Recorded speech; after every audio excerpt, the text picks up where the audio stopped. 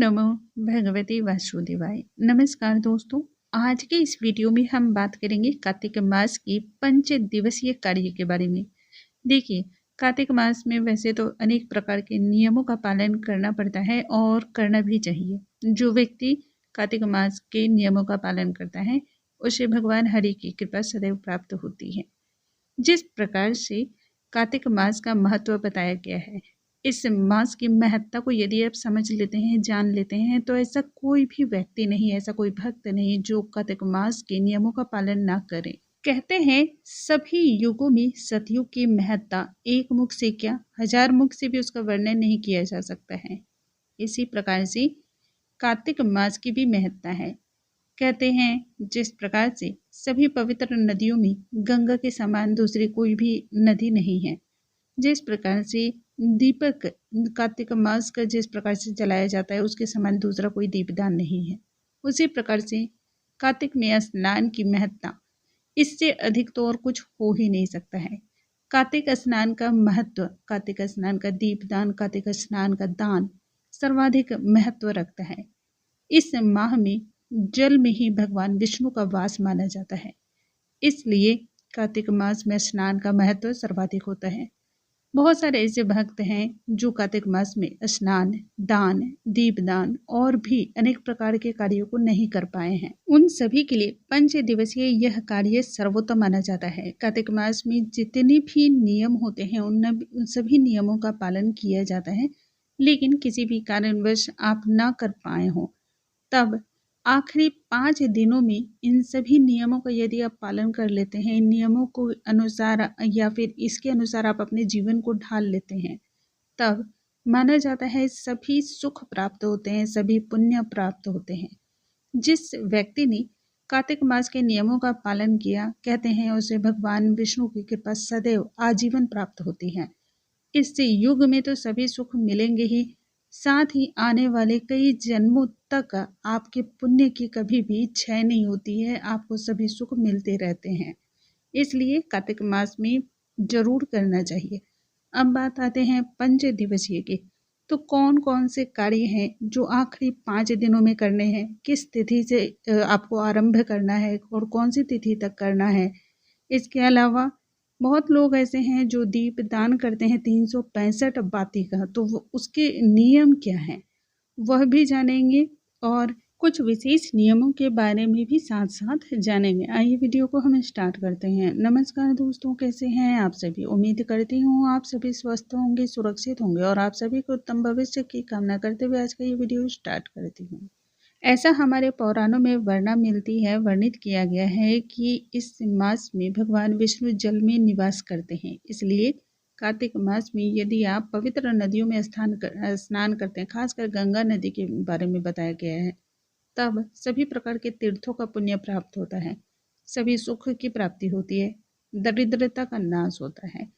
अब बात आती है कि हर एक व्यक्ति गंगा स्नान नहीं कर सकता है क्योंकि घर के आसपास गंगा नहीं है। तब ऐसे में उस व्यक्ति को नहाने के जल में गंगा जल मिलाकर स्नान करना चाहिए, उसमें थोड़े से काले तिल मिलाना चाहिए। इसके साथ ही पानी में थोड़ा सा आंवला डालना चाहिए, जिससे लक्ष्मी की प्राप्ति होती है। यदि आप ऐसा करते हैं तो धन की कोई कमी नहीं होती है। कार्तिक के मास में स्वर्ण दान करना बहुत ही ज़्यादा शुभ माना जाता है, बहुत ही ज़्यादा उत्तम माना जाता है। इसे किसी भी तरह से शब्दों में नहीं बताया जा सकता है। अब आज के समय में सोना बहुत ही ज़्यादा महंगा है, तब ऐसे में क्या करना चाहिए कि स्वर्ण के बराबर दान के पुण्य की आपको प्राप्ति हो।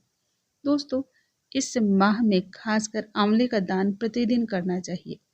यदि आप अभी तक नहीं कर पाए हो तब कार्तिक मास के आखिरी 5 दिनों में आपको प्रत्येक दिन 5-5 आंवले का दान तो जरूर करना चाहिए। और यदि 5 भी ना कर पाए तब 1 आंवले का दान करना चाहिए, लेकिन अवश्य ही करना चाहिए। यदि आप आंवले का दान करते हैं तो वह स्वर्ण दान के समान माना जाता है। इससे मिलने वाले फल गोल्डन की तरह होते हैं। कहने का मतलब है यह आपके जीवन में स्पार्कल की तरह काम करता है, चमत्कार की तरह काम करता है। यह उपाय मेरा स्वयं का भी आजमाया हुआ है और इसके साथ ही मैंने यह उपाय जिसे भी बताया है जो कि बहुत अधिक परेशानी में रहे हैं, बहुत अधिक कष्ट में रहे हैं, यदि उन्होंने आंवले का दान किया है इस माह में साथ ही आंवले के वृक्ष की पूजा की, आंवले के वृक्ष के नीचे भगवान विष्णु की पूजा की है, उनकी सभी परेशानियां दूर हो गई हैं।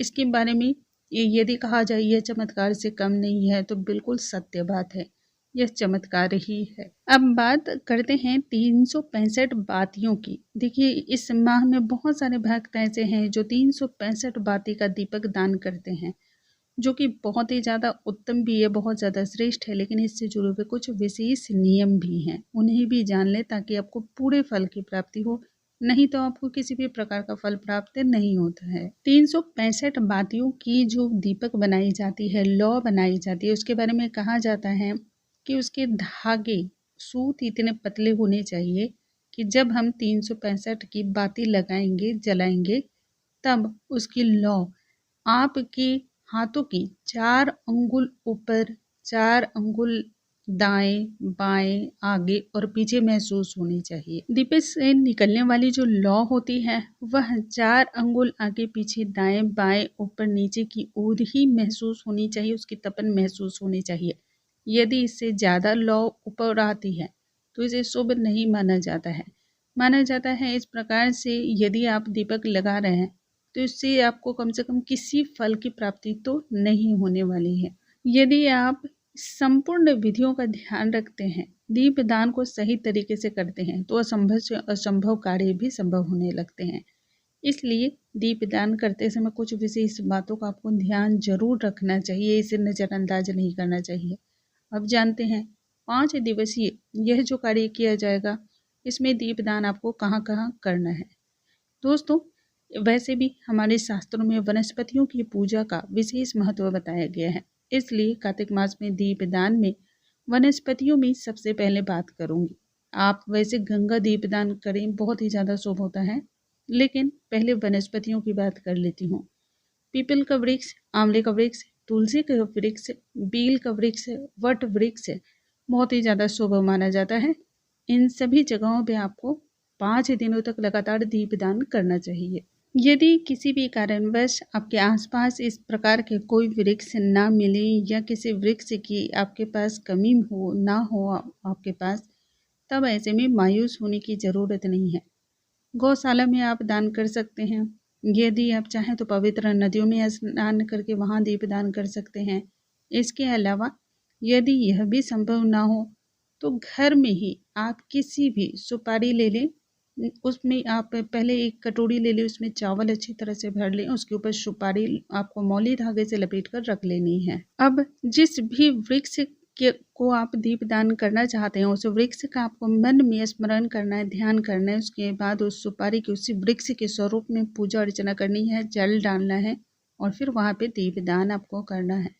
यदि आप ऐसा करेंगे तो भी आपको संपूर्ण लाभ की प्राप्ति होती है, लेकिन इसके लिए ध्यान रखेंगे संकल्प लेना बहुत ही ज़्यादा जरूरी होता है। बिना संकल्प लिए किसी भी कार्य को ना करें, इससे आपको किसी भी प्रकार के फल की प्राप्ति नहीं होगी। अब जानते हैं 5 दिवसीय यह कब से लेकर कब तक हमें माननी है। देखिए कार्तिक देव उठनी एकादशी जो होती है उस दिन से लेकर के यह पूर्णिमा तक किया जाने वाला कार्य है। इन 5 दिनों में आपको यह कार्य लगातार करना है, इसमें किसी भी प्रकार की कोई चूक नहीं करेंगे। दोस्तों मुझे उम्मीद है आज की ये जानकारी आप सभी को बहुत अधिक पसंद आई होगी।